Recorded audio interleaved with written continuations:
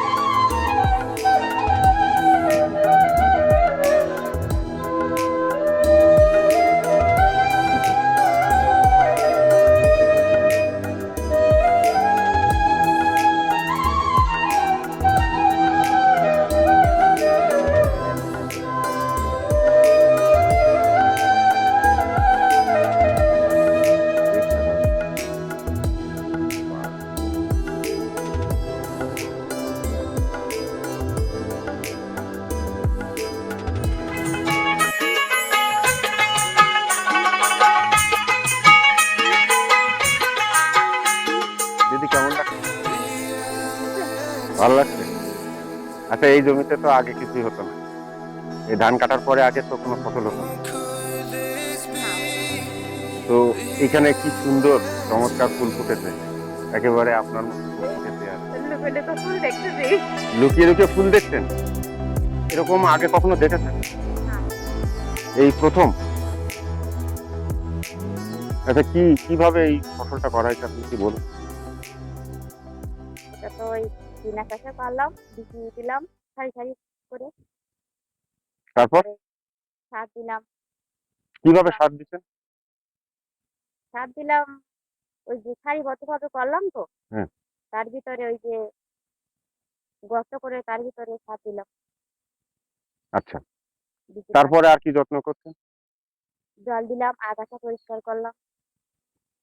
আচ্ছা, চাষ করে করলে যে খরচ হয়, তার থেকে কি এটা কষ্ট কম হয় বা খরচ কম হয়? কষ্টও কম হয়, খরচও কম হয়। চাষের যে টাকা লাগবে সেটা দেওয়া লাগে না। তাহলে এটা কি লাভজনক? লাভটা ফুলও সুন্দর হয়েছে। ধান কাটার পরে এটা আমি বিনা চাষে করি। মানে আমার তো অসময়ে একটা ফসল আমি পেয়ে গেলাম। পরে যে চাষিরা আছে এই ক্ষেত্রে বলবো এই এই কাজে লাগাও, বিনা চাষে কোনো খরচ নেই, কিছু না।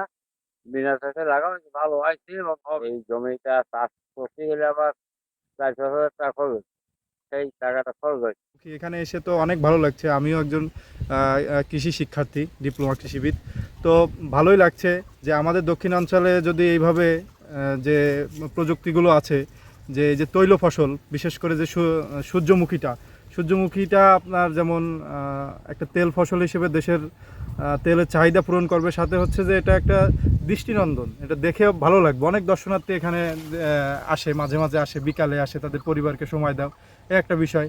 তাতে হচ্ছে যে এই যে এই তেল আপনার যারা পারিবারিকভাবে মানে ভোজ্য তেলের চাহিদা পূরণ করবে, সাথে সাথে এই যে চাষটা, এই যে ডিপলিং পদ্ধতিতে চাষাবাদটা, এটা যদি সম্প্রসারণ করা হয় তাহলে পরবর্তীতে মানে একজন চাষিকে দেখে আরেকজন যদি অনুপ্রেরিত হয়, সূর্যমুখী তেল এর যে উপকারিতা এবং যেটা হৃদরোগের যে ঝুঁকিটা কমায়, এটা নিয়ে অনেক ডক্টররা বা বিভিন্নভাবে বলে থাকেন যে সূর্যমুখী তেলের কথা। তো সূর্যমুখী তেল সম্পর্কে তারাও একটা ধারণা পাবে, এবং এই চাষ যদি সম্প্রসারণ হয় আমাদের দক্ষিণ অঞ্চলের জন্য একটা অপার সম্ভাবনা এই সূর্যমুখী।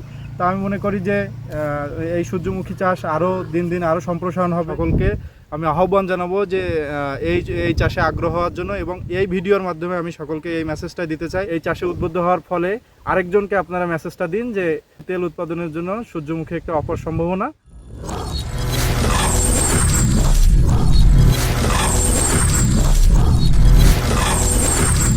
আপনাকে আপনার রঙেই রাঙিয়ে তুলুন, আপনাকে আপনার রঙেই সবচেয়ে সুন্দর মানায়, আর আপনাকে আপনার রঙে সাজিয়ে নিজের যত বেরঙিন স্মৃতি আছে সব মুছে ফেলুন। ভুলে যান অতীতের সমস্ত দুঃখ গাথা। আমার ঠাকুরমা এই দক্ষিণ অঞ্চলের মানুষ ছিলেন। প্রায়শই তিনি বলতেন, হাতেলের জোরে মদ্যের নাম। এই কথাটির ভাবার্থ কিন্তু তখন বুঝতে পারিনি, বা এই শব্দগুলোর যে কি বুঝাতে চেয়েছেন সেটিও বুঝতে পারিনি। এই হাতেলের জোরে মদ্যের নাম শব্দটার অর্থ বুঝেছি পরবর্তীতে যন্ত্রকৌশল, অর্থাৎ যন্ত্র যদি ভালো হয় তাহলে পুরুষ মানুষের কর্মে সুনাম বয়ে নিয়ে আসে। আর এই ডিবলিং প্রযুক্তিতে কাজ করার সময় আমরা যে যন্ত্রটি আপনাদেরকে দেখিয়েছিলাম, স্ক্রিনে দেখতে পাচ্ছেন, এই যন্ত্রটি কিন্তু So during sowing time the soil is very loose and শুধুমাত্র now it এটি is মাটিতে hard. চাপ So দিয়েছি, it is hard. একই সঙ্গে like দুপাশে দুটি গর্ত হয়েছে, yeah, মাঝখানে বীজ Any দেওয়ার kind of জন্য একটি dribbling গর্ত you can হয়েছে, use. আর সামনে পরবর্তী যে বীজটি পড়বে সেটির জন্য Now একটি it is hard, চিহ্ন huh? করে গেছে। আর এভাবেই চাপ Oh, দিয়ে করে দিয়ে যখন আমরা গেছি তখন কিন্তু আমাদের বীজটা দিয়ে গেছি মাঝের গর্তে, আর দুপাশে যে বড় দুটি গর্ত আছে সেখানে এই যে সমস্ত রাসায়নিক সারের যে মাত্রা অনুযায়ী ছিল সেগুলি গোবর সারের সঙ্গে মিশিয়ে এই গর্তের ভেতরে দিয়ে আমরা চলে গেছি। এরপরে আমরা এই যে যেখান থেকে কথা বলছি এখানে মাত্র আমরা 2 থেকে 3টি সেচ দিয়েছি, 2টি দিয়েছি ছিটিয়ে, আর একটি মাত্র সেচ দিয়েছি ঢালাই, অর্থাৎ একটি ফ্লাড ইরিগেশন দিয়েছি আর 2টি দিয়েছি স্প্রিংকলার। আর এভাবেই যদি আমরা এরকম একটি তেল জাতীয় ফসল উৎপাদন করতে পারি তাহলে দানা শস্যের পাশাপাশি আমাদের এই অত্র অঞ্চলের তেল জাতীয় ফসলের চাহিদা পূরণ করবে যেমন একদিকে, তেমনি পাশাপাশি আমার পারিবারিক পুষ্টির যোগান দেবে এবং দেশের যে তেলের চাহিদা আছে সেটি পূরণ করে বৈদেশিক তেল যে আমদানি নির্ভরতা সেটি কমিয়ে এনে আমার দেশকে একটি শক্তিশালী সমৃদ্ধ জাতি হিসেবে গড়ে তুলতে পারি। আর এরকম কৃষি এবং কৃষি প্রযুক্তি সংক্রান্ত নানাবিধ তথ্য আপনাদের সামনে আমরা নিয়মিতই তুলে ধরব। ততক্ষণ পর্যন্ত স্বপনের সঙ্গে থাকুন। নমস্কার।